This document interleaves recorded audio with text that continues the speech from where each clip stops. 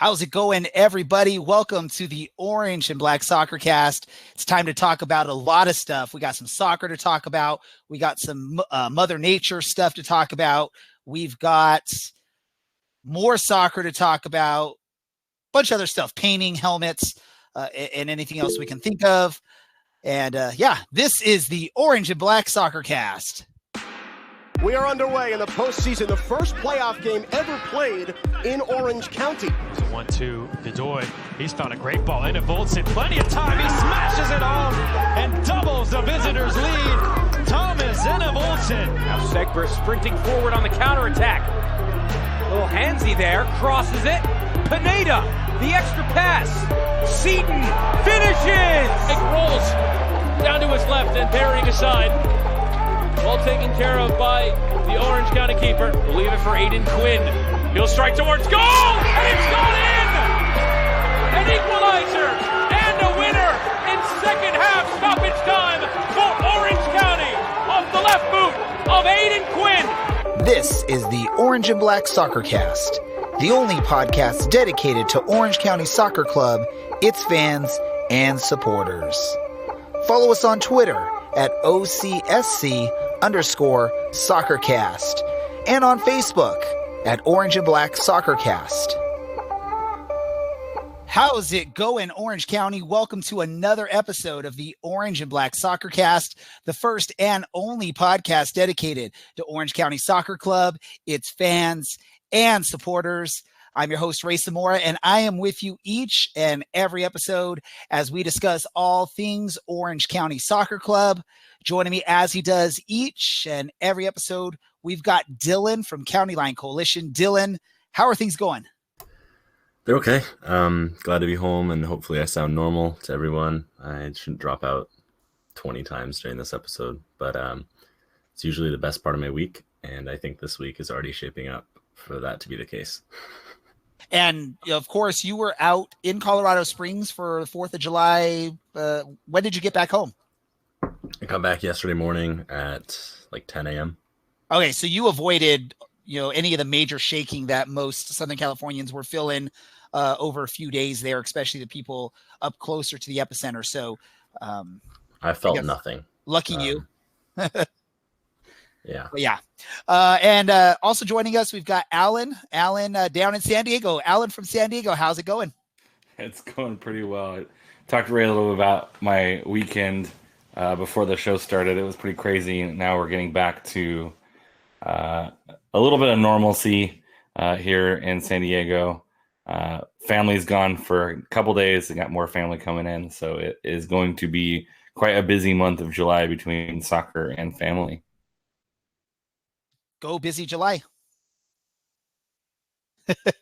So we've got plenty of stuff to talk about. We do have a match. It feels like it was such a long time ago because it was a midweek Thursday, 4th of July fireworks spectacular up there in Colorado, where Dylan actually was at the event to help cover it and also just enjoy the atmosphere there in Colorado Springs.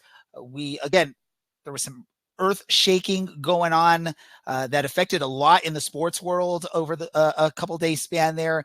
And then we got to talk about this upcoming match against Austin Bold. Hopefully an opportunity for Orange County to get another 3 points this time on the road, although Austin is not an easy opponent at all. And then, as always, we got a bunch of other stuff to talk about soccer-wise or even just general fun stuff. So let's go ahead and get into the swing of things here. Let's talk about this Colorado Springs match. Since you were the one at the stadium there, Dylan, I'm going to let you lead off with just sort of your first impressions or first thoughts on that match. I thought we played really well, if I'm being honest. I thought that was a really great team performance. We were playing at altitude. We played a lot of big guys who had a lot of trouble moving around. Brendan Cloutier spoke about that a little bit after the game. We played on a terrible pitch. Basically, everything was set up against us. It was a sellout, and there were not a lot of Orange County fans there. But the team really played together and got a point back, and they went down. And much like they did last year, and we haven't seen so much of this year, rather than kind of hanging their heads, they got right back into it. and attacked, got a goal back and kept pressuring and kept trying and got that win. Patrick McLean came up huge. And I mean, absolutely huge during that game, multiple times, but especially last couple minutes. That punch away off the goal line, just amazing. I don't know how that is not the save that he made. That's for save of the week, but the USL is terrible at everything. So what a game. I was happy. The players were thrilled after the match. Aiden Quinn was yelling about where his beers were because he wanted to celebrate.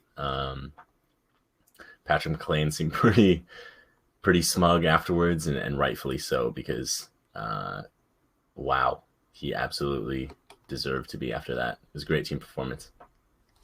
Well, and let me get to you, Al. Let me get your thoughts on the match, and let's sort of we'll get into it, but you maybe share your thoughts on Patrick McLean in this match and the save that I guess apparently the USL doesn't believe was his best save of the match.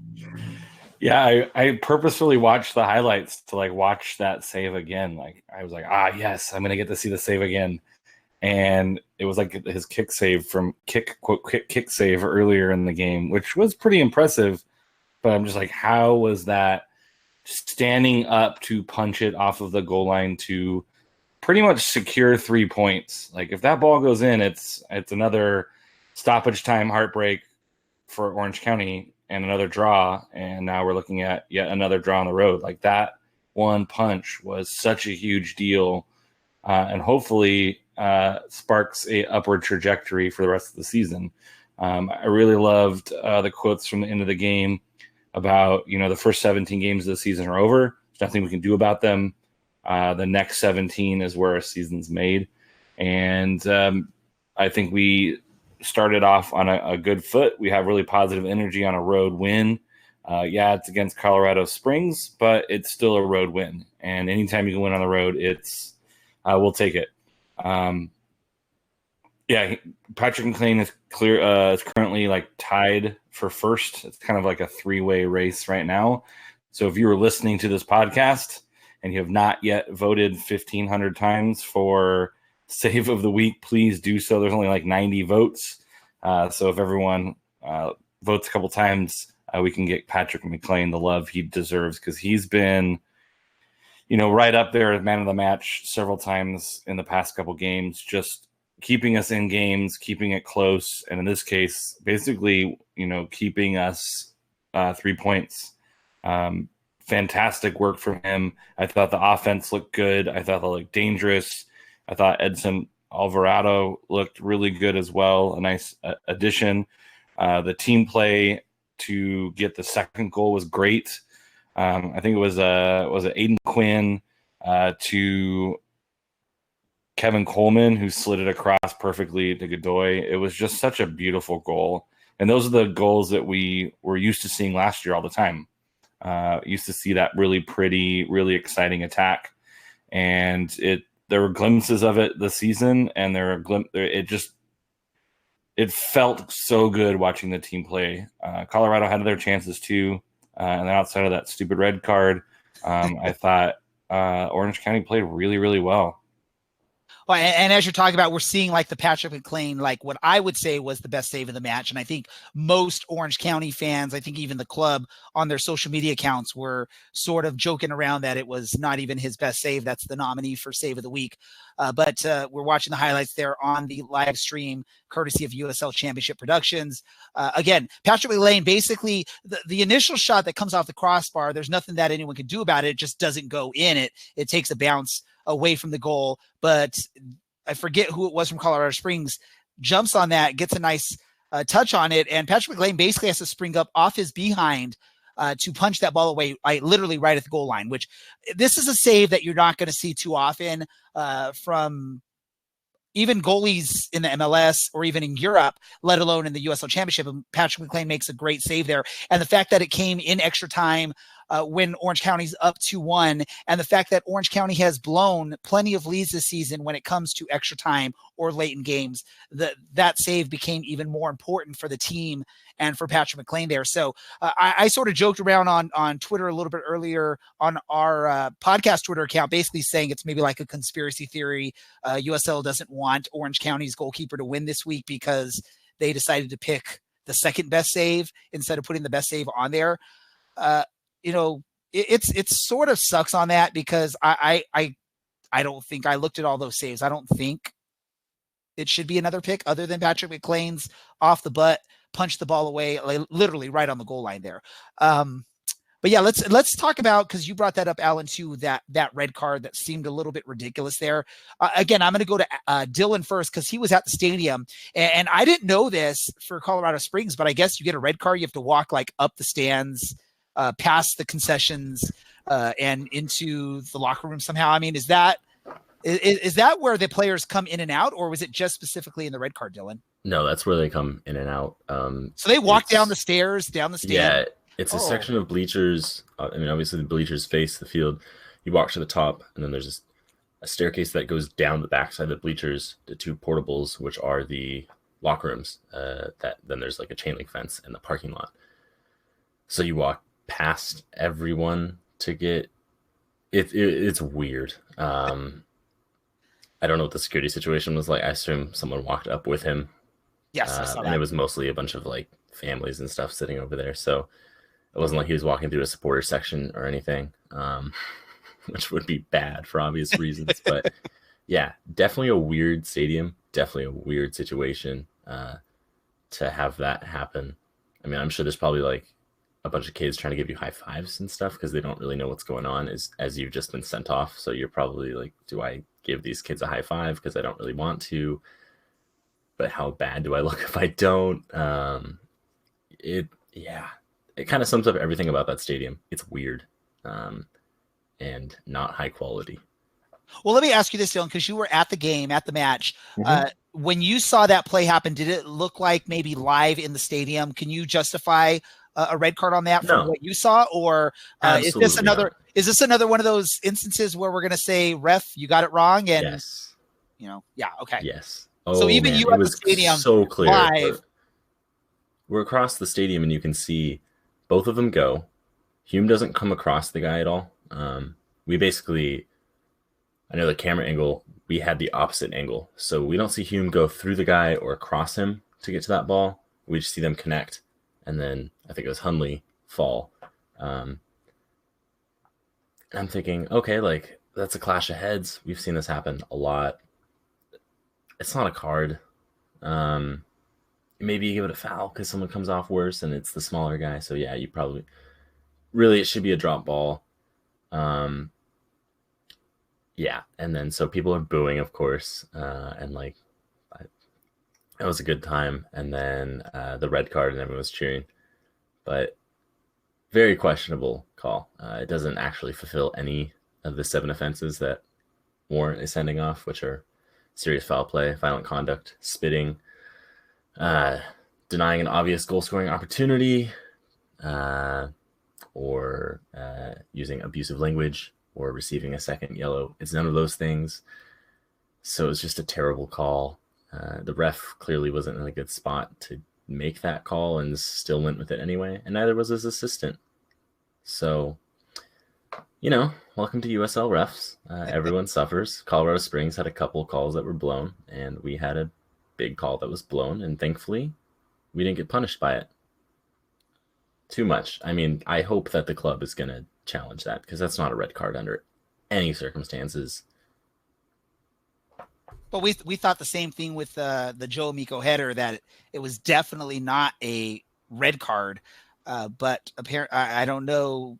This one's way more clear. At least the Joe Amico one, it's on the other side of the field. There wasn't a really good camera angle. This one is, spot on, middle. Like, that's where the focus of the play is, and you see it, and it doesn't satisfy any of those things. That's not violent conduct or serious foul play, so it's not a red card.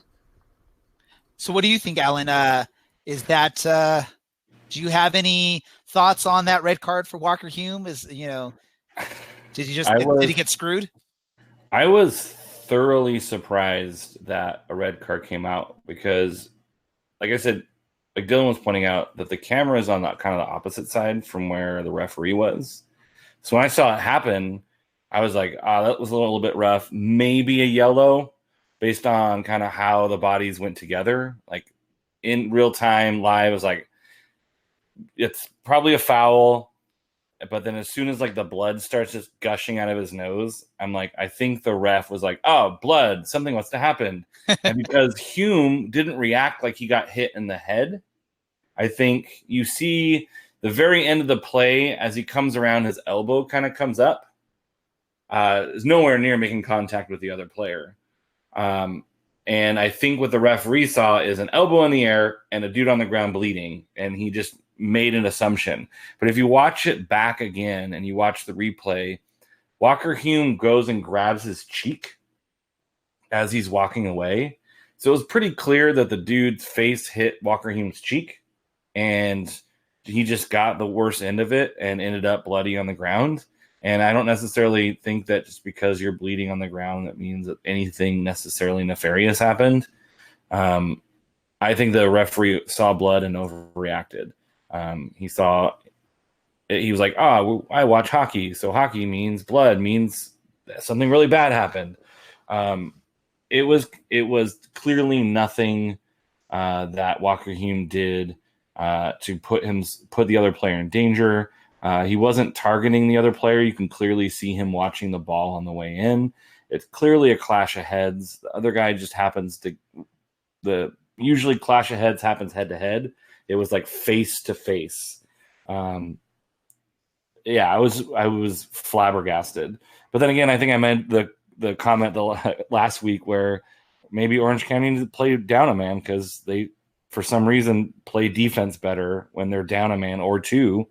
We've seen that a few times where they can defend with down a man, and Patrick McLean saved them. After that red card, they had one opportunity up a man, and ultimately it came out okay. I did think it was funny that he had to walk through the stands. Hopefully, he walked by like a concession stand and grabbed a beer on his way out. That'd have been great. That'd been awesome. Or at least some like popcorn or something to kill the time, because you had about 10 minutes. It's supposed to be 4 minutes of stoppage time minimum. It went like 14. But ultimately we came out a win. The red card didn't affect the outcome of the game. And so, the ref messed up. Hopefully they challenge it and get overturned, and we can turn the page and move on. Hopefully. Which of the two goals for Orange County, Dylan, would you say was the better goal? Michael Seaton, and that's not just because I'm a huge Michael Seaton fan, but that's the one where the shot is the best thing about it. Coleman, I mean, let's be realistic. If we start with Aiden Quinn's pass to Kevin Coleman was amazing, and then Kevin Coleman managing to slot a ball across and beat every one of the defenders for Gio that's definitely the best pass. God, just two really good goals. But I think Mike's was better. What about you, Alan? Which do you think was the better of the two goals? I agree. I think that pass to, I'm not sure if Seaton's in an offside position, but on a throw-in, you can't be offside. And Contour has some of the most impressive throw-ins on the team. Like, he could just rocket a ball across the field. And I think Seaton talked about that in his interview with Dylan about, I just, knew that Contour can chuck a ball pretty far, and he just beat everyone to it. And that cheeky little poke to put it in at the end is just magnificent. Like, the Godoy goal is good, but there's that little cheeky, just that extra little poke. It's just like, you feel like the team or the goalie's like, I'm going to make this save. And all of a sudden he just like, boop, and it's in the back of the net. I also think it's good to see Michael Seaton get back on the score sheet.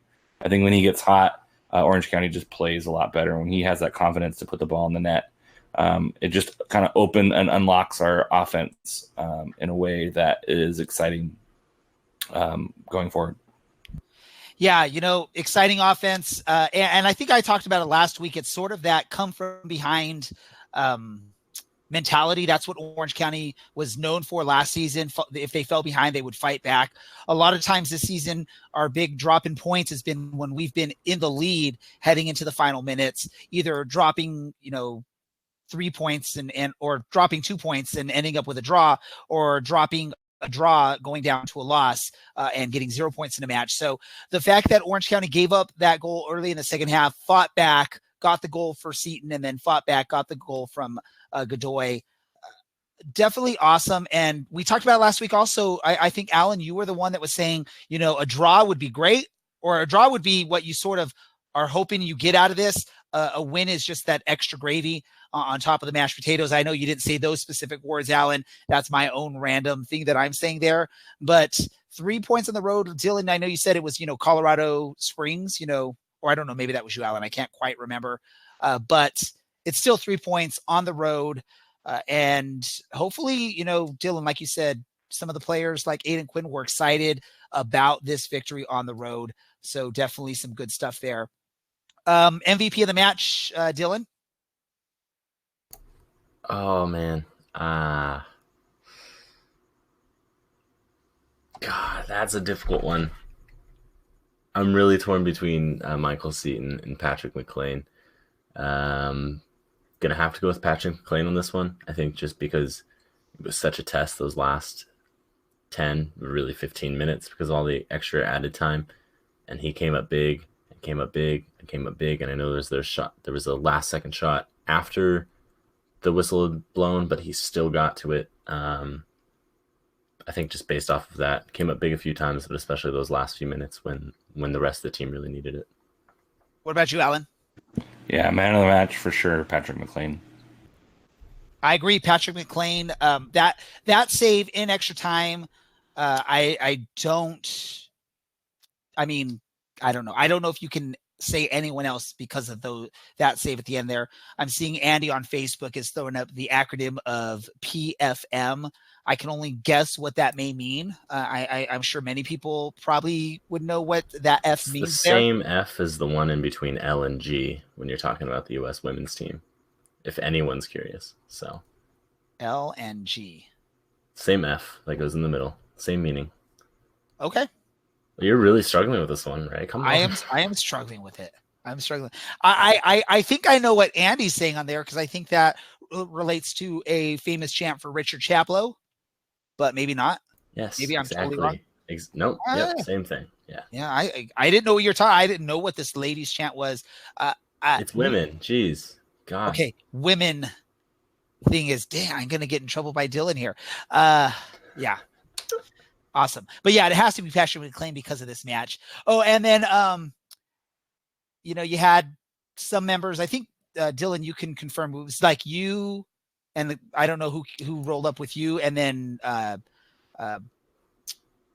what's his face?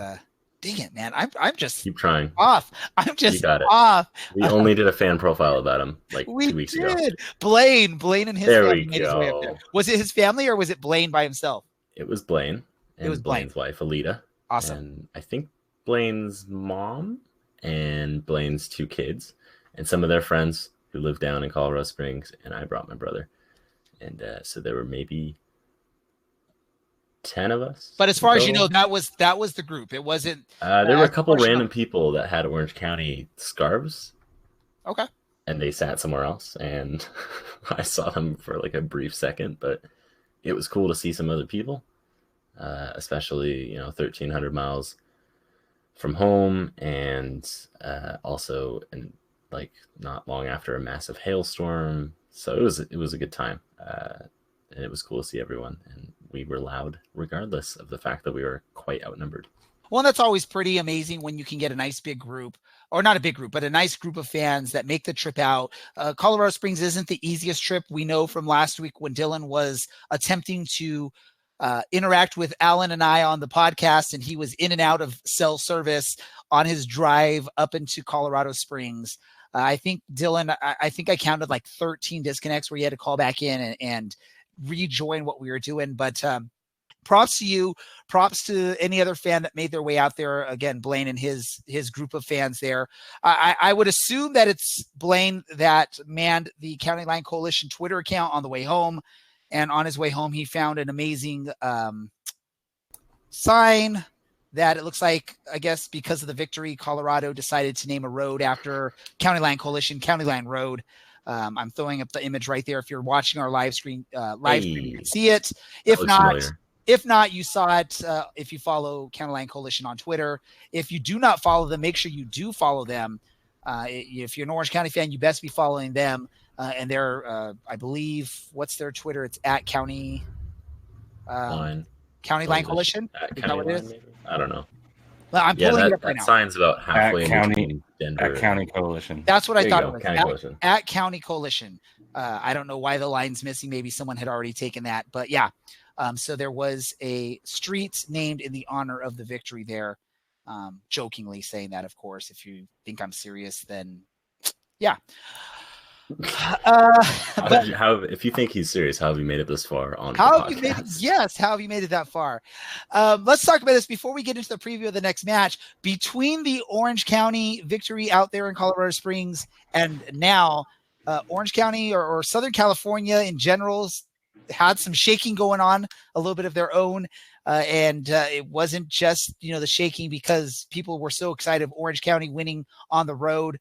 A couple of earthquakes. Dylan luckily missed out on any earthquake activity because he was still in Colorado at the time of it. I did speak with Alan before we went live. He didn't really feel much down there in San Diego. I will say I did feel both of the big ones, the one on July 4th and also the one on July 5th in the evening. I am thankful that we were far enough away down here in South Orange County that it didn't impact us at all. I want to say, thoughts, prayers, wishes to anyone that was affected by the earthquake up there in the Ridgecrest area or anywhere in the surrounding areas that were definitely impacted because, there's a lot of videos. We live in a day of age where people are recording the moment something happens. I can remember back in 1987, the Whittier Narrows earthquake. I was actually home alone as like an 8-year-old, 9-year-old, whatever I was at that point. I think I was 8. Or I think I was about to turn 8 because I was born in 79. This was 1987. You're so old. Yes. Yes, I'm so old. But I was actually home alone, and it was like a 6-point-something earthquake in the Whittier or in those hills by Whittier area. Definitely a scary thing, being so close to it and stuff like that. I just cannot imagine being in a 7.1 earthquake, which is what those people had to go through. So again, just thoughts, prayers, wishes out to anyone impacted by that. Hopefully, recovery soon and get back to normal life soon. I know there's been a lot of shaking there since those have started. Everyone was looking before we went live. There was a couple like 4-point somethings today, which, if you're right in that area, you're feeling those. So I just could not imagine you go through a 7.1 and then you're feeling like random 4.5s, 4.0s throughout the day. So sucks, it sort of sucks in that it did impact a lot of, it didn't impact a lot, but it was seen through sports, the NBA Summer League in Las Vegas. They basically stopped a game because of it, didn't finish the game. Dodger Stadium, there's video of the camera shaking up there while the play just kept going on. I've been in an earthquake at Dodger Stadium, so I know what that feels like as well. So it's interesting. It's crazy. It's Southern California. It's where we live. It happens. The best hope you can have is that you're prepared for any kind of crazy earthquake. For those of you that do not live in earthquake country and don't know what it's like, it's definitely a scary thing. Even if you're, an experienced veteran of earthquakes, when the earth starts shaking, your heart starts pounding still. At least mine does. And I start looking around. I'm like, oh, is this going to be big or is this going to be normal size or small or whatever? So, if we have any fans that listen to us or follow the team that were involved with that earthquake, let us know, tweet at us. We'll share your story with the people that follow us in the soccer world. Let's get into the next match for Orange County, which is against Austin Bold. And I've been so distracted because I had one of my dogs got injured this weekend. So I've been dealing with that a lot. I've been getting very little sleep because you're trying to watch a dog that got stitches not lick themselves. And when you have 2 dogs, it makes it harder. So I forgot to reach out to our friends at the Three Birds Boldcast. We had a great time with them last time they were on here. I just forgot to reach out to them today, so I'm sad that we don't have them here to talk about this match. Austin's doing decently good. I think when I checked earlier today, they're 6th in the West, which is definitely, I think, a lot higher than most people thought they'd be for their inaugural season. Definitely, as an Orange County fan, I hoped Orange County would be higher than Austin heading into this match, but it is what it is. We're on the road out there in Austin. I don't know. I know a lot of people traveled out to Colorado Springs for the most recent match. I don't know how many people are planning to make it out to Austin. If you do, it's a great city. Go out there, enjoy it. If not, we'll all be able to watch in other ways. Alan, what are you expecting out of this Austin Bold match? Can Orange County keep up, or I guess continue this great one-game run of form on the road? It's going to be tough. I know Austin plays pretty well at home. The last home game was against Colorado, where they destroyed them 5-0. They got beat by San Antonio last week 3-0, but that was definitely on the road. So they're one of those teams that do pretty well at home and do okay on the road. They're 5-1-3 at home. So I think this is another one of those games where, as a fan, you're going to set yourself up for your heart is hoping for a win. Your brain is hoping for a draw because it's going to be a tough match. They've had home wins against Phoenix. They've had home wins against OKC and Colorado Switchbacks are the big wins. Notable wins because of good teams and also because it was a 5-0 onslaught against Colorado. I think it'll be, if Orange County plays the way they played last weekend, I think they have a really good chance of pulling out a victory.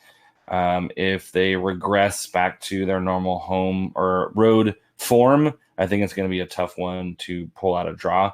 But I have some hope that there's a lot of really good players in the field. No one's suspended except for maybe Walker Hume, but we got some guys who can fill in for that. And the offense is starting to look a little bit more dangerous. Patrick McLean is saving things and standing on his head to keep things out of the net. So I think we have a good shot. I'm feeling pretty positive about it, but my brain is saying that it's going to be a tough one to get a win. What about you, Dylan? Can Orange County take another 3 points on the road out there in wacky Austin? Yeah, they can. If you look at Austin, they're performing well. They are in 6th right now. 7 wins, 5 draws, 6 losses, 26 points. But they don't win by a lot of goals, with the one exception of the match against Colorado. They have never won a match by more than 1 goal. It's a bunch of 2-1s and a bunch of 3-2s, and then there's the 1-5-0 absolute slaughter from a couple weeks ago. And I think now the team is gelled. We'll be coming down from a little bit altitude and hopefully a decent amount of rest, that they'll be a little bit faster than, I don't want to say that they're geriatric because they are younger than you, Ray, but Austin's not exactly a young team. A lot of those guys are mid-30s, not in great shape. So I think if we try and do the opposite of what we did in Colorado and try and run them into the ground, we'll probably come away with another 3-point performance, I think.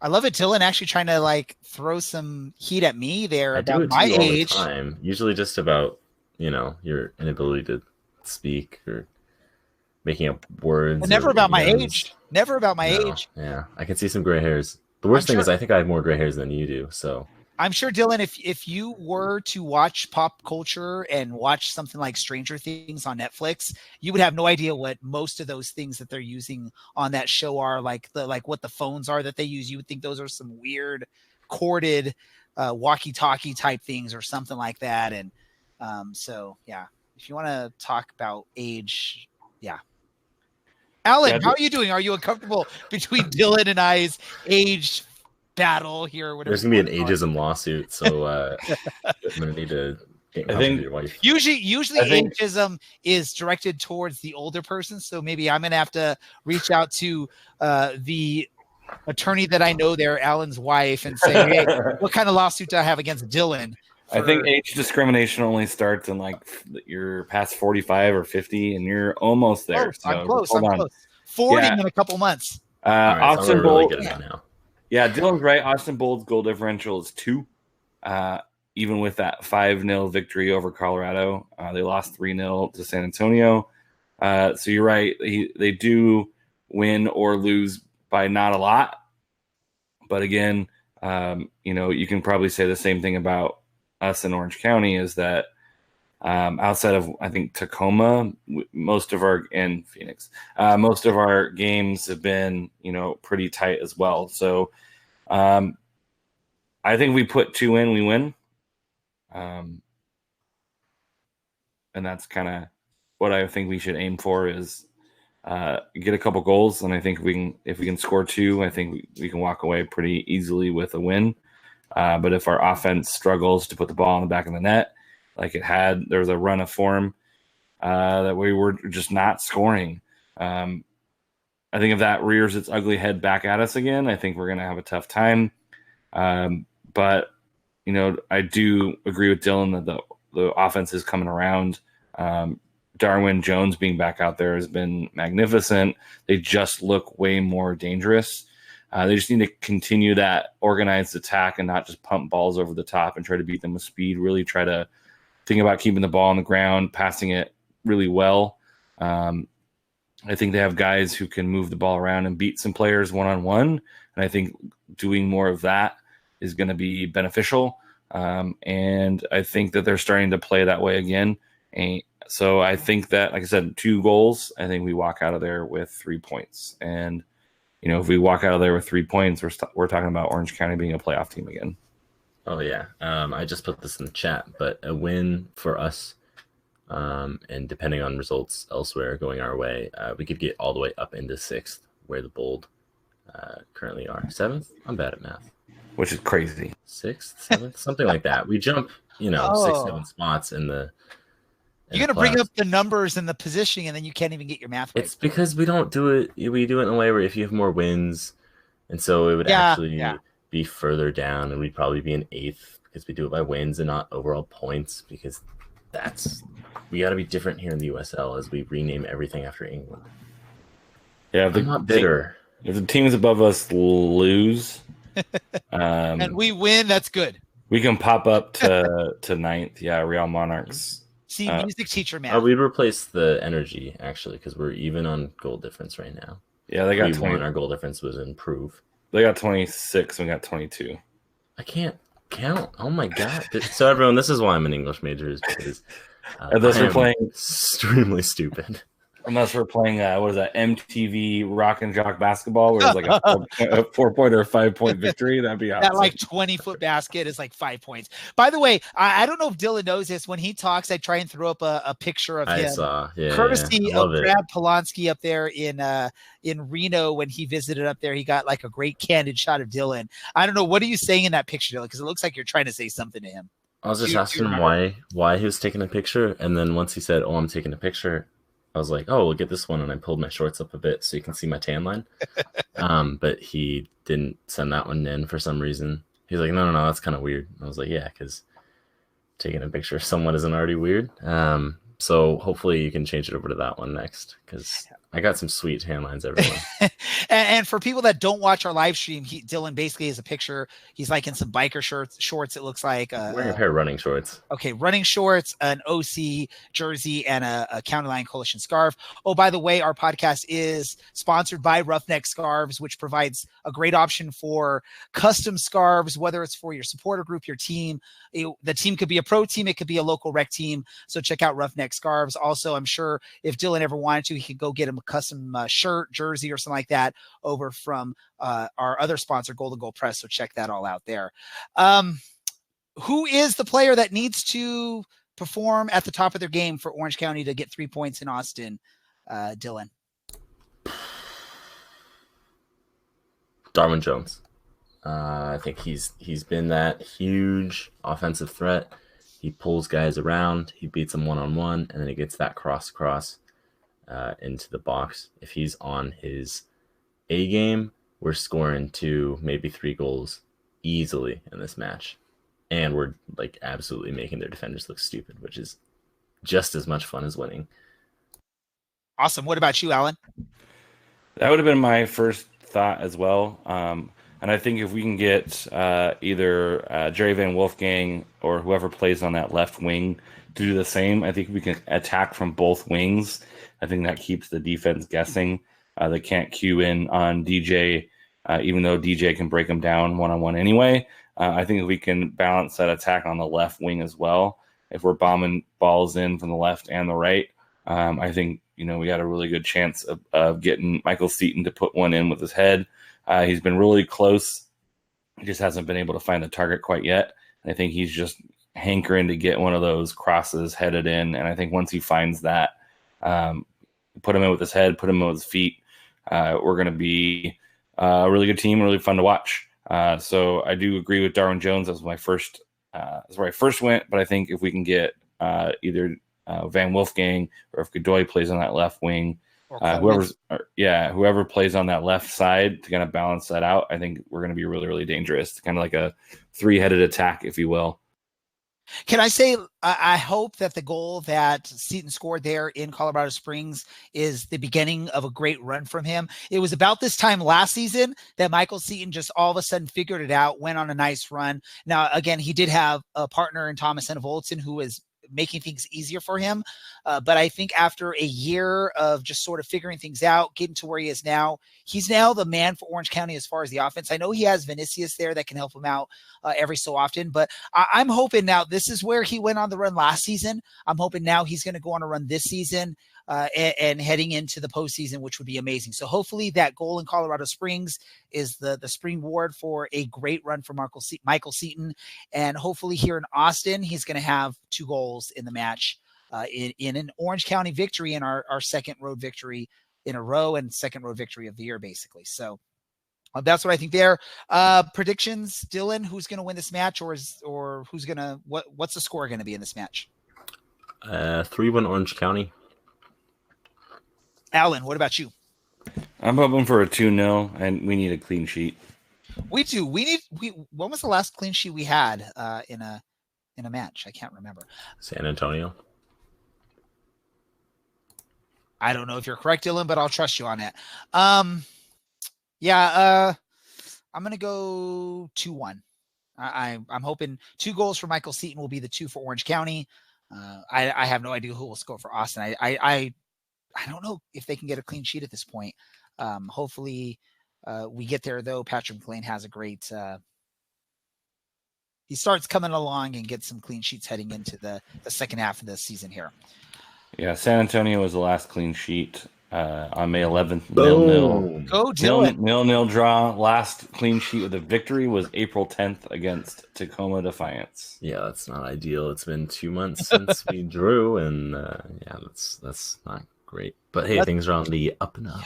Yes. Good things coming for Orange County. Hopefully. Let's get into this. And so let's figure out what other soccer stuff do we want to talk about here today. We talked about, there was supposed to be a match for Orange County today that got canceled for whatever reason. We were just basically told that there was contractual obligations for Cruz Azul, which was supposed to be Orange County's exhibition opponent. No details as far as I know. I don't know, Dylan or Alan, if you have the inside scoop on why or what these contractual obligations are for Cruz Azul, as far as their, I don't know, it sounded like it's like American contractual obligations. So I have no idea what that means.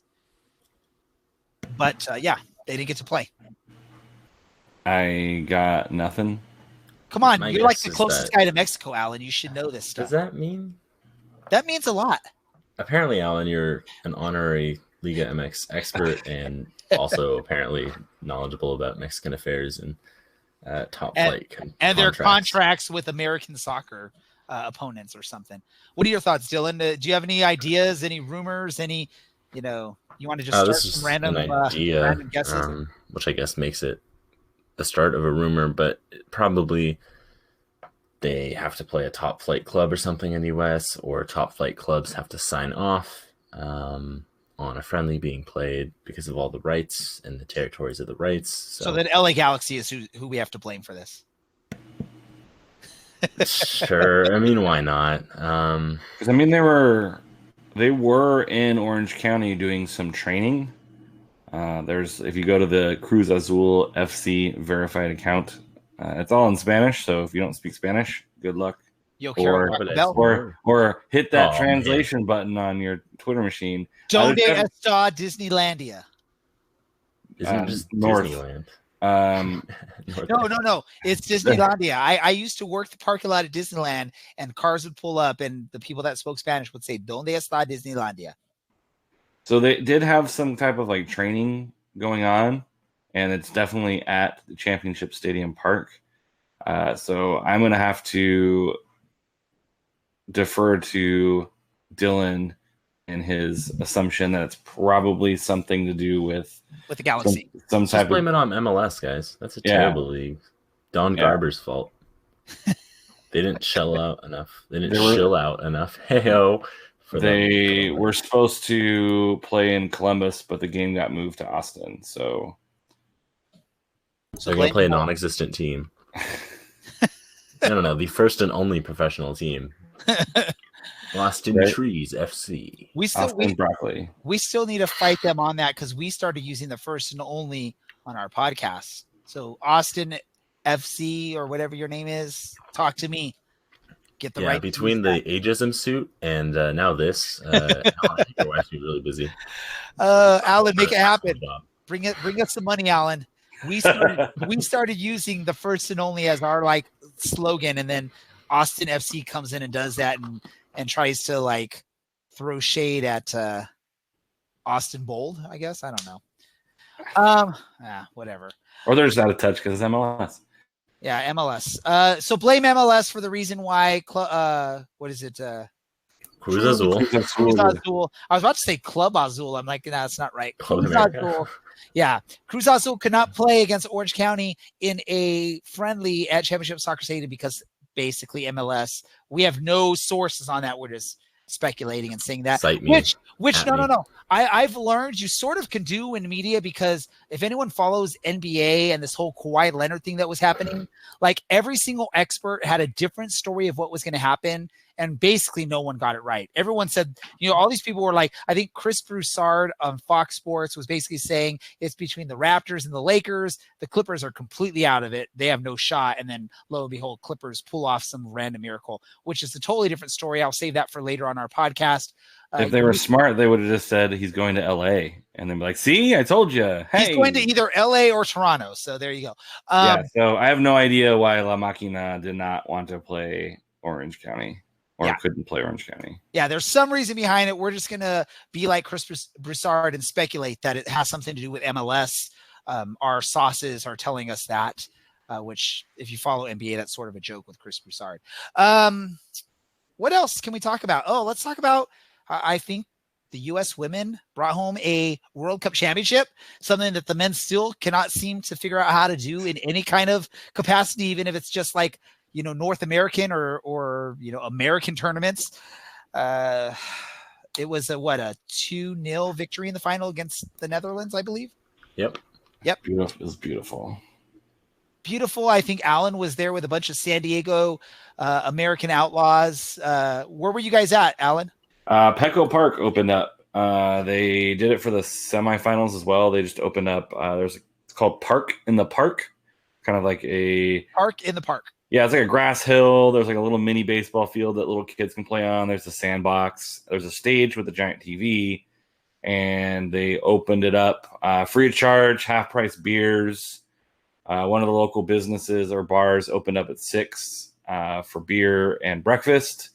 And they just let you in. It was a great time. Several thousand fans packed the back end of Petco Park. And it was probably the most fun I've ever had watching a game on TV. I prefer to watch it in person, but I'm not flying to France.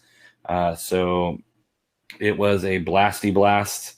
USL folks were out there passing out T-shirts. Cholos were there for the semifinal with some like cheerleaders and like a photo booth. It was just kind of a great time. It was really cool to see a community coalesce around women's soccer, or as I would, in America, the better version of soccer for our nation. And it was a great time.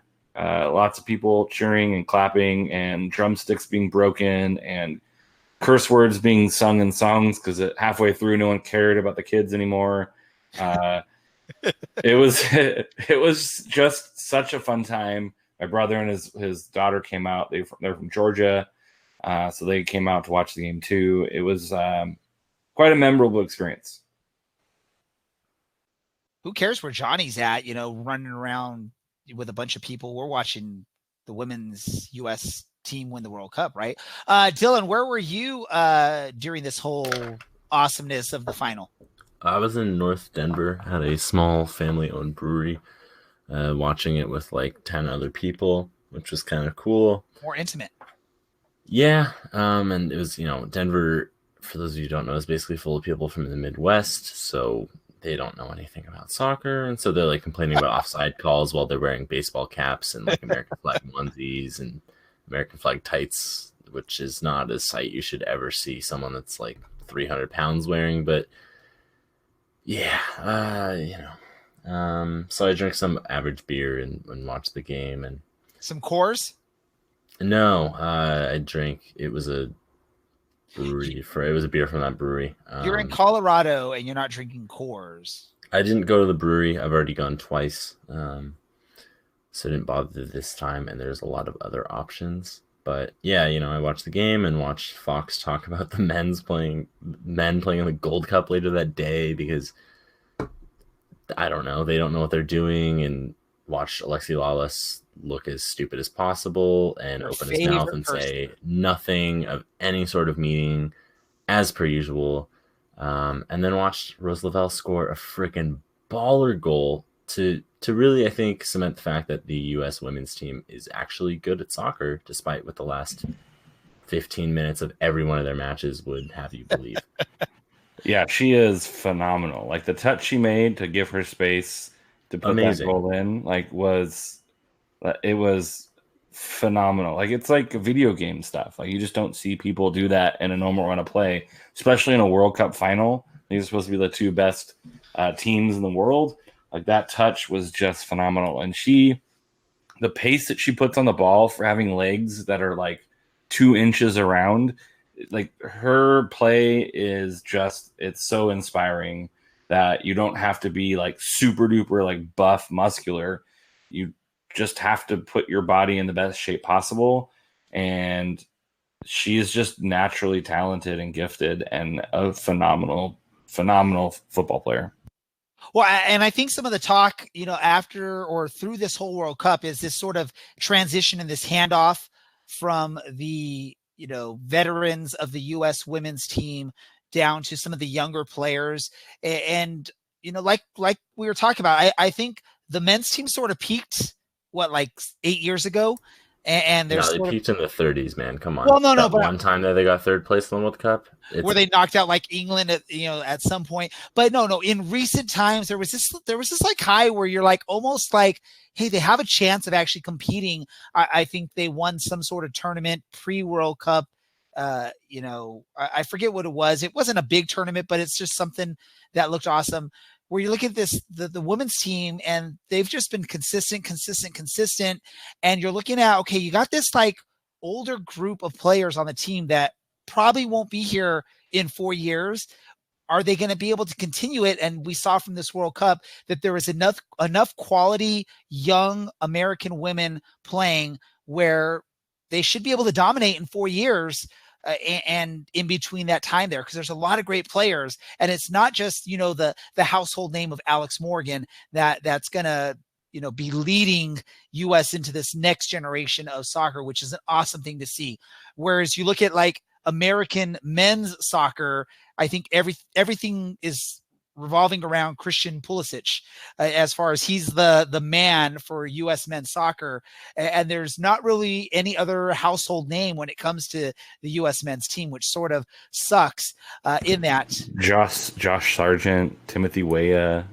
Yes, Winston McKennie. Soccer fans will pick up those names, but for the average American sports fan, it's about Christian Pulisic, and that's about it. They don't know some of these other names, and the reason they don't know that is the men just lose a lot. They can't find a way to put it together and win.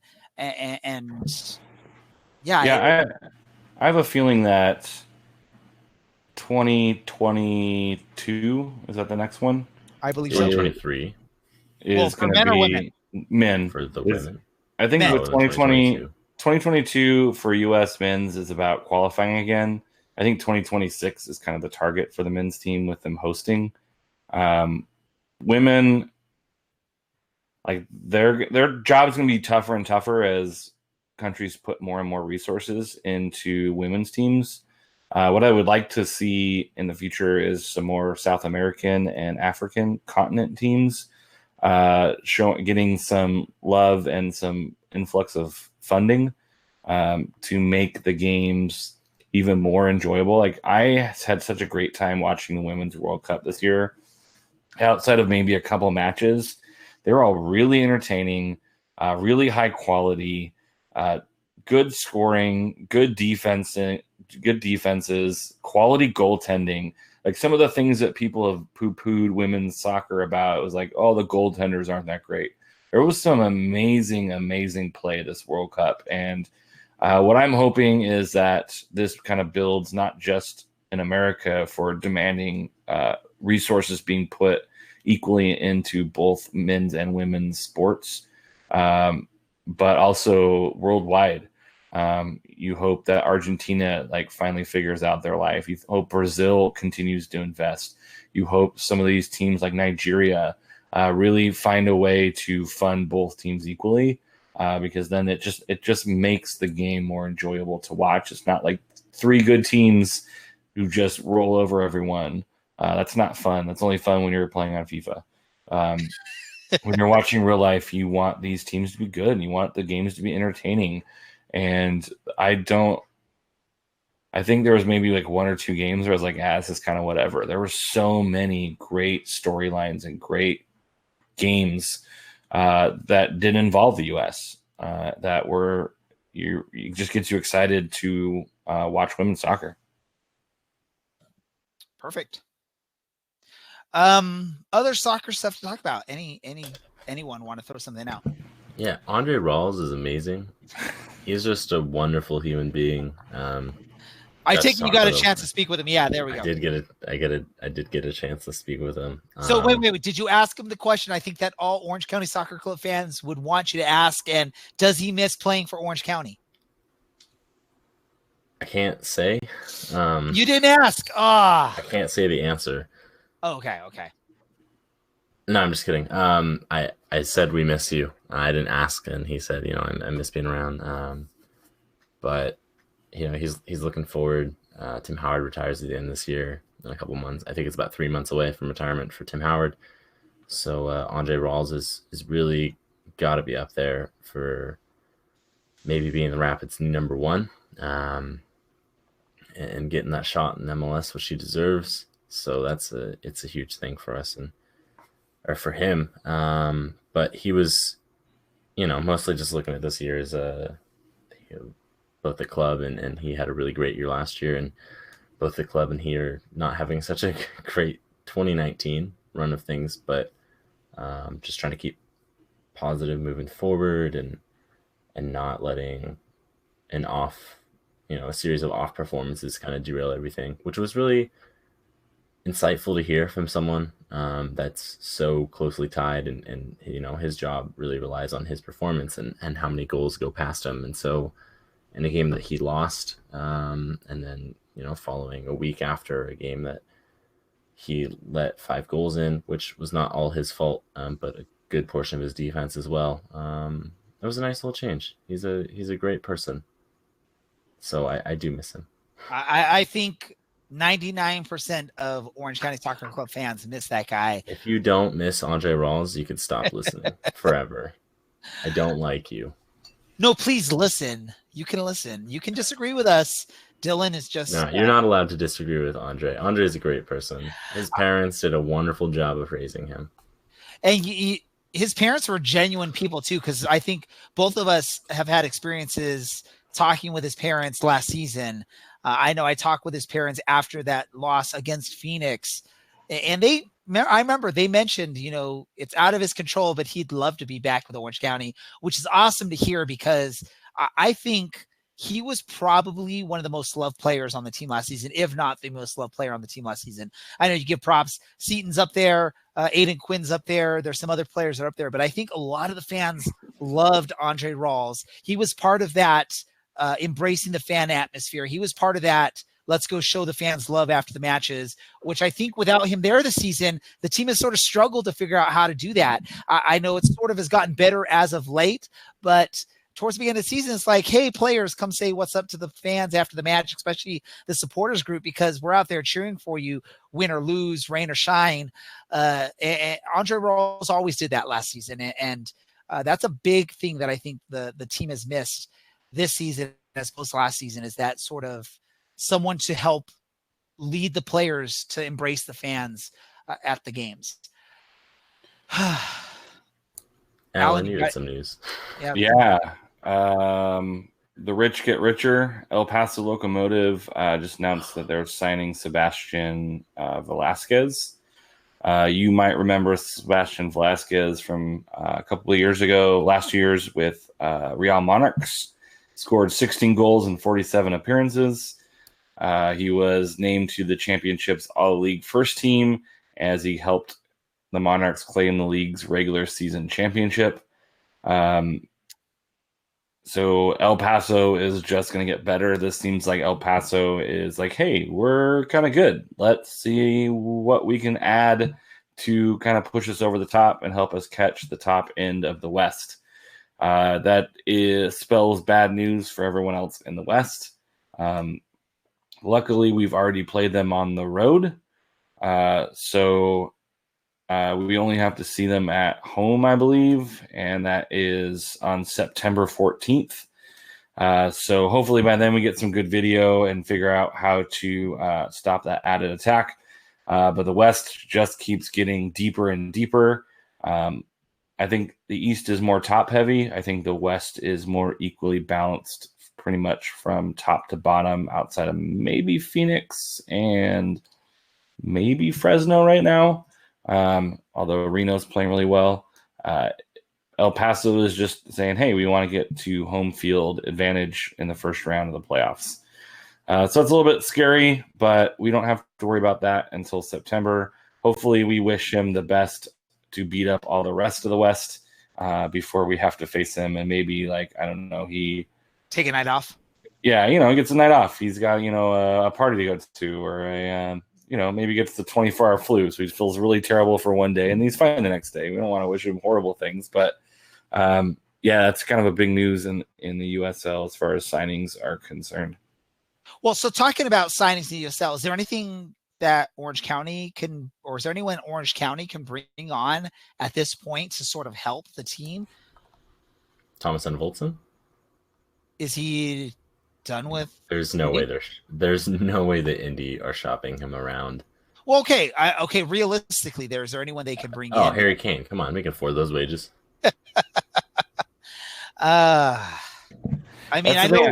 I know we've joked about it a little bit, Honda coming over, he's sort of invested in this team. He currently is still looking for a club or a team, but I don't think that's happening. I would love to see it happen. It would be like sort of what happened with Phoenix and Drogba. But yeah, get a couple more years before we see that one going on, because Honda's not that old. Bring Chris Cortez back, maybe find a way to get him away from Thailand or wherever he is. Oh, he's done in Thailand now. Is he done in Thailand? Yep.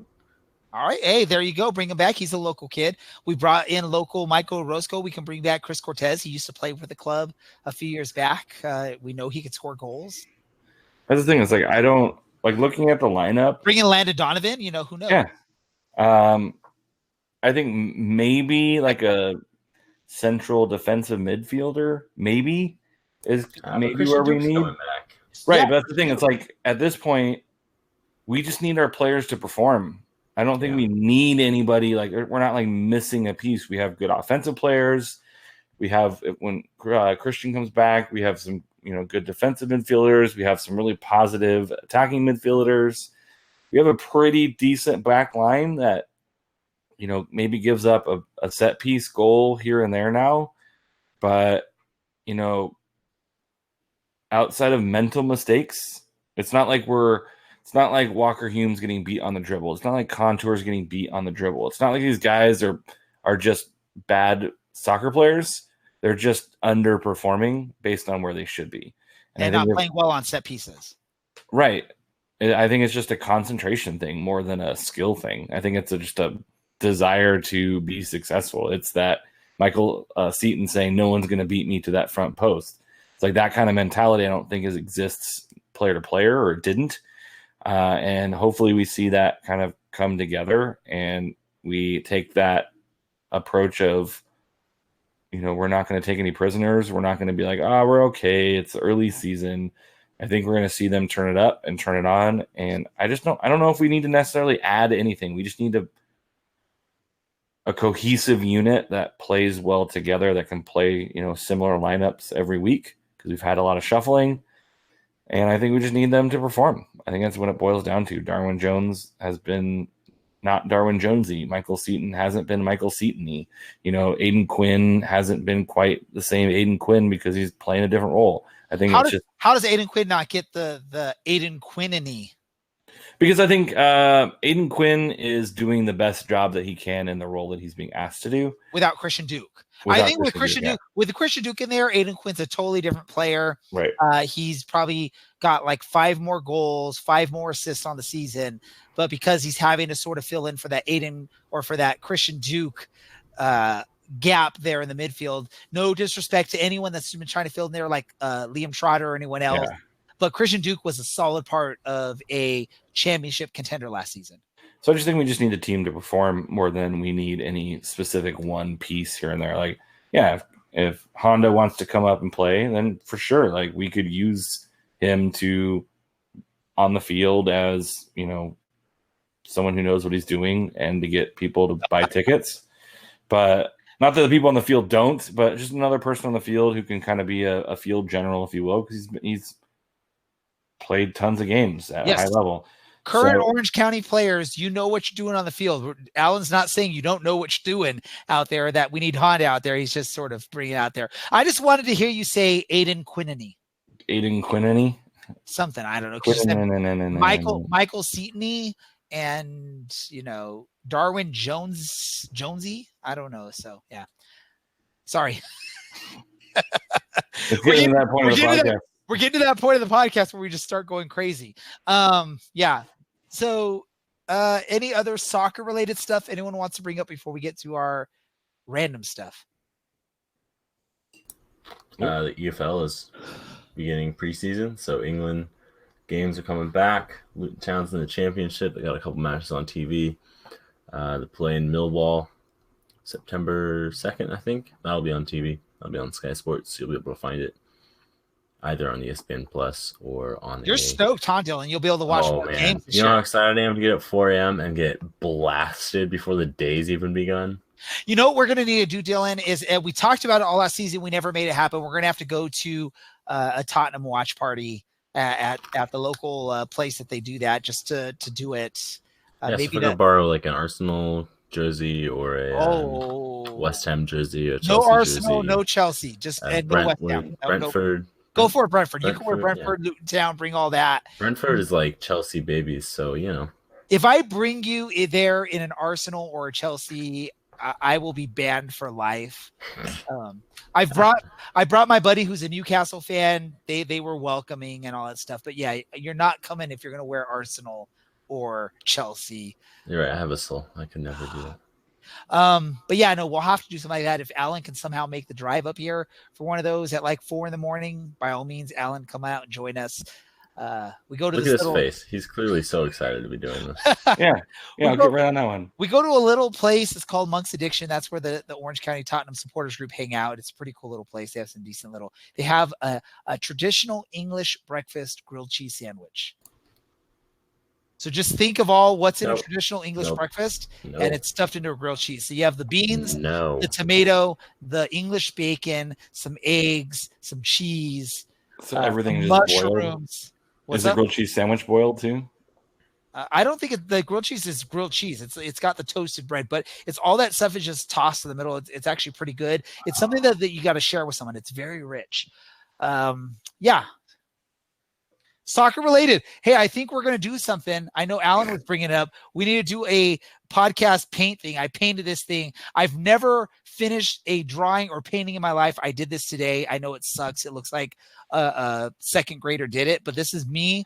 All me. I did this from hand. There's no tracing. There's no lines. There's no paint by numbers or anything like that. So we'll have to do something. Maybe we'll do some random night. We'll do a YouTube live video where each of us are trying to paint something. And you can just watch us paint and see how horrible we are at painting. But I thought it was pretty cool that Michael Seaton's mom saw this when I posted on Twitter, and she said it was pretty cool, and she liked it. So, and I think there was a few that said it was pretty cool. So, does Michael Seaton's mom know you're not 5? Maybe she doesn't. But hey, I mean, if she's listening to the podcast, she probably has no idea. I've never completed a painting or drawing. I've always started something and I just give up because I suck. I have no artistic hand in me at all in drawing, painting, or anything like that. I've never tried to paint something. Maybe in elementary school where you do follow the numbers or the lines, but I've never tried just on a blank canvas trying to paint something. For my first attempt, I think it's decent. People knew what I was trying to, some random girls I think you're painting a soccer something or other. I'm like, yeah, that's what I'm doing. It's a soccer supporter holding up a scarf. Some random girl. It's no way to talk about your wife. It wasn't my wife. It was someone this was something. It was like a team building type thing at work. Yeah. So you isolated yourself by making yourself the loser that loves lower division soccer. Way to go, Ray. Yep. So your boss loves you. Hey, it is what it is. Fair enough. So we'll do something eventually. You're going to get to see what Dylan and Alan could do with a paintbrush. We'll do some sort of paint by numbers. Alan, I don't know if you still have your example of what you've painted with cats that look like mice. Cats look like mice? No, it is a mouse. It's got a bow tie and an owl. Have you ever seen a mouse? Because I don't think mice wear bow ties. What? Mickey Mouse. I've never seen a mouse wearing a bow tie. Mickey Mouse does. I'll make it happen. I'll catch a mouse and I'll put a bow tie on it. Hey, but what is it? What was that painting supposed to look like, Alan? Oh, it was supposed to look like this. This is my wife's lovely rendition. It was supposed to be 4 cats, and she killed it. And I decided, yeah, I'm the weird one. I just decided to go crazy. A cat, a mouse, an owl. God, you millennials. Another it's cat. All about you. Yeah, look, just doing whatever you want. Beautiful owl. Come on. Is the blue cat stoned? No. This is a children's podcast or a family podcast. But the lemur is crazy-eyed lemur. He is. That is a crazy-eyed lemur. He is. I didn't even know it was a lemur to start, man. For those of you that don't watch our live stream, you're missing out. If you're listening to our podcast, go to our YouTube channel or look for us on Facebook or Periscope, and you can see what we're talking about here on this as we go on. Yeah, this is the fun part of the podcast where we go crazy. Dylan, I can't wait because you'll have to actually turn on a camera when we do this live, painting with the pie. I think we all got to dress up like that curly-haired guy that used to paint on Bob Ross, public access. Curly-haired guy. My God. Happy Trees, man. Oh, but I'm the young one that doesn't understand references. It's on Netflix, right? That was not a happy mistake or a happy accident or whatever he refers to them. That was just bad. Just bad. Just bad. Anything non-soccer we want to talk about before we get to the random stuff?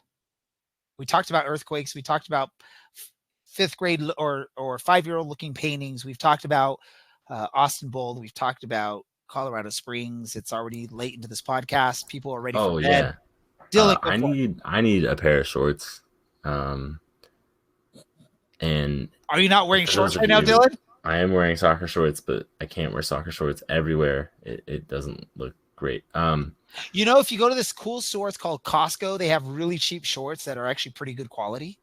Anyway, I need shorts that aren't cargo shorts, and maybe are meant for people with some thicker thighs, because anyone who knows me knows I've got some tree trunks, probably rivaling Sebastian Dupre. Let's check. I'm going to put your photo up there. Let's see.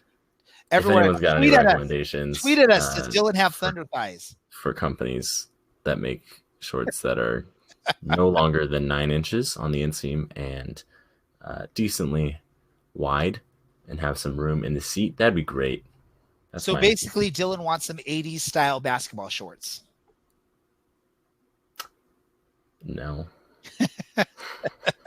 Everyone, those are too tight, send him some 80s style Larry Bird shorts. Larry Board. Yes, cool. Oh, and if anyone has found Dylan's missing motorcycle helmet, mail it to him. Dylan, what's your home address? Just tweet me. Okay. Oh yeah, my home address is 1600 Pennsylvania Avenue, Washington, DC. Great. But whoever stole Dylan's helmet, shame on you. That's not nice. Didn't you learn in kindergarten that you're not supposed to steal from your neighbor or your friend or whatever it is?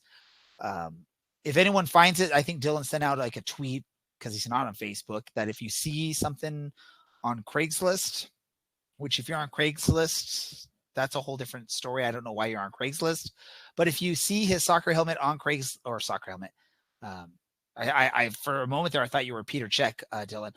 But if you find his motorcycle helmet on Craigslist, Facebook, whatever, let him know so that he can go hunt down this guy and get his helmet back, because that sucks that someone stole it. Yes. I think it's random thoughts time. I just need all sorts of help this week. Shorts, maybe helmets, a helmet.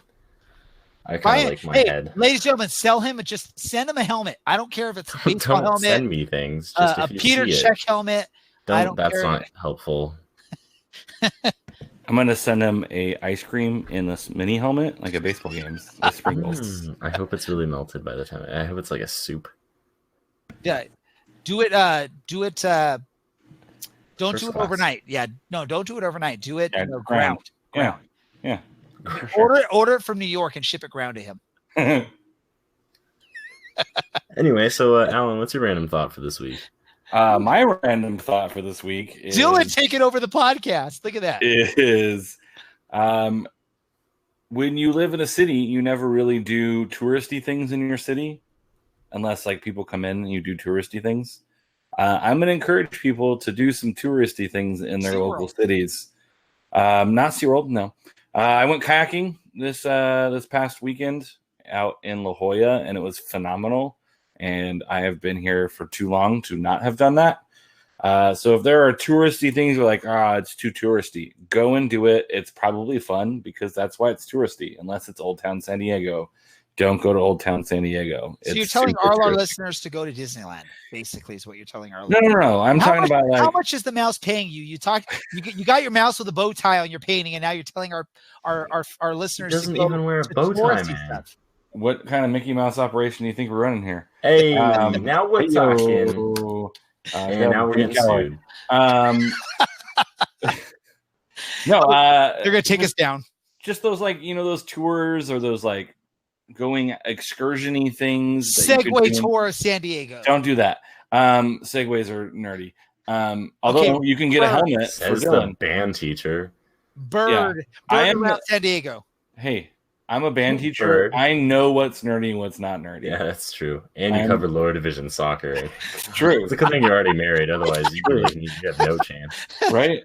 No, just find something a little bit like you've been waiting to do, or you're like that you would do if your friends came into town, but you wouldn't do otherwise. Go out and do it. It's going to be fun. Jump out of a plane without a parachute. Yeah, or go see Orange County Soccer. Swim with sharks without a cage. Hey. Dylan, don't do any of those things I just said. Dylan, what is your random thought of the day? Well, I'm going to start with my literature recommendation. Shorts? No. Thanks, helmets. Right? No, also not that. So my literature recommendation for this week is a novel from Truman Capote called In Cold Blood. It's about some murders that happened in Holcomb, Kansas, a very long time ago. It's a great read. It's just nice to see a really human side of people that are often very dehumanized. And it's kind of a nice reminder that maybe we're not all that different. Alan's apparently recommending the book on tape on Audible, which I think is just probably an MP3, maybe an MP4. If you pay for some extra, maybe it's in FLAC, so it's lossless, and you get that real high quality.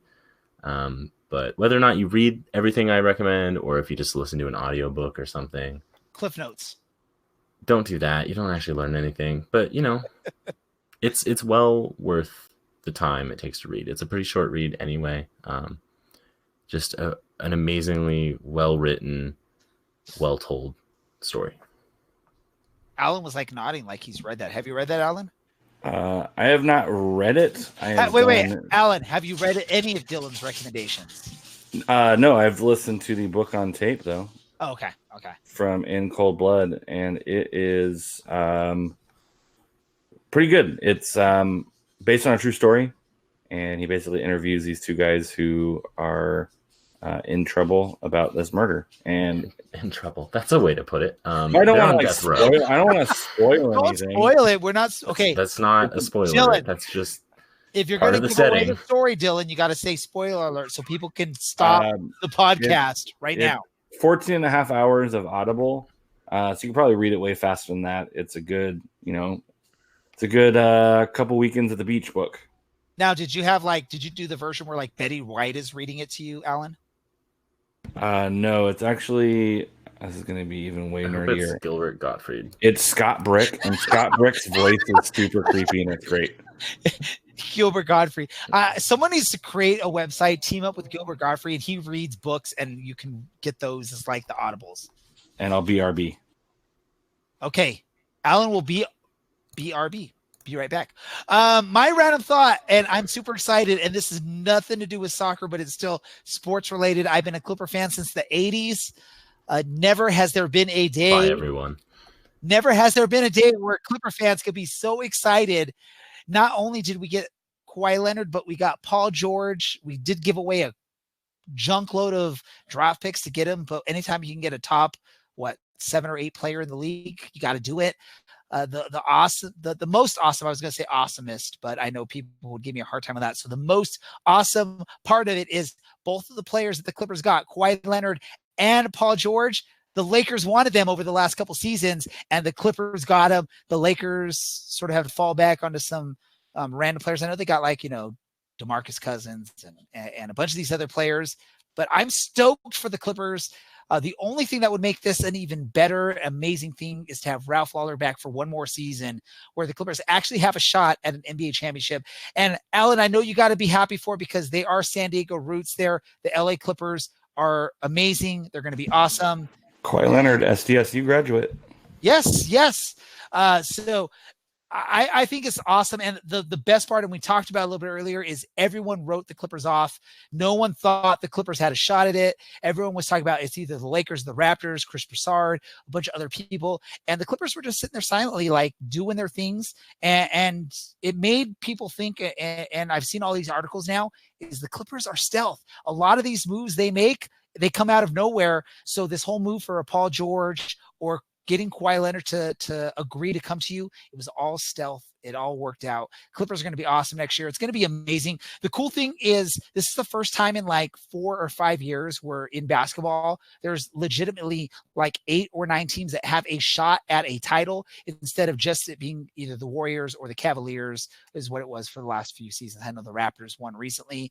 That was sort of lucky because the Warriors were injured, but I'm excited about it. I've been a lifelong Clipper fan. Great things, awesome, but I'm not going to get ahead of myself. I know it's not a championship yet, but I'm excited about that. And yes, Andy, I know you could care less about the NBA. You'd rather me talk about Tottenham right now, but I'm going to talk about the NBA because again, I've been a fan since the 80s. Anyone that loves a team that long, when you can have a moment like this, you got to just sort of enjoy it, be excited about it, and share it with everyone, which is I'm doing here. But yeah, cool. And Tottenham, yay. So I got you, Andy. You had to hear me talk about Tottenham and the Clippers. All right, cool. Any last words before we sign off, Dylan or Alan? Yeah, Luton Town sold their 2 starting fullbacks from last season's League One promotion into the championship in James Justin and Jack Stacey to Leicester City and Bournemouth for something like a combined 14 to 20 million pounds. So that's pretty cool. So if you see those guys, just remember that they started their careers in Luton, especially James Justin, who was, he was a youth academy graduate. So there is hope that one day Orange County will be like that too, as we establish some things. Oh, and you know what I really want? If there's some billionaire listening to this, invest in Orange County, into the club. We don't need any other investment. Don't invest in real estate here. Also, can you create a women's team? Because that would be freaking sweet. All right, thanks. All right. I'm going to do this really quick. I want to thank all my listeners, or all of our listeners who've been listening since day one. Thanks for continuing to listen to the podcast each and every week. We love it. We're grateful for you listening to us. And it's the reason why we keep doing this. For those of you listening, maybe for the first time or very recently, go back and check some of our older episodes at our website, ocscpodcast.com or orangeandblacksoccercast.com, whichever is easier for you to remember. You can also follow us on Twitter. We're at OCSC_SoccerCast. And we're on Facebook, Orange and Black SoccerCast. You can follow me on Twitter at DJ Ray Samora. You can follow Dylan on Twitter at OCSC_Dylan. You can also find me on Reddit at the same thing, which is /u/OCSC_Dylan. And Alan, if he's around, I don't know if Alan Underwood 48 on the Twitter machines. Or you can email him. You can also email him. Yeah, you can. Just pick a hosting website after the @ and see which one works. Alan with his name, I'm sure you could search Alan Underwood and you'll find him wherever he's at, whether it's email, Twitter, Facebook, or whatever. Again, thank you for listening to us. Thanks for checking our episode. Look for us next week. Follow us. Keep doing that. This is the Orange and Black Soccer Cast, and we are out. We will always follow you. Let it rain, let it pour. We will sing forevermore. Our opponents know we will fight and shout and shout. Forever orange and black. You can bet your life on that. CLC, ole, ole, ole. CLC, ole. CLC, ole, ole. CLC, ole, ole, ole. CLC, ole. CLC, ole, ole. Thanks to our sponsor, Golden Goal Press, the best choice for you to get custom shirts, hats, mugs, and other items for just yourself or your organization. Check out their amazing products at a fraction of the price of other places at goldengoalpress.com. Also, thanks to Ruffneck Scarves, official scarf supplier to the MLS, USL, and US Soccer. Get custom scarves for your group or team at ruffneckscarves.com.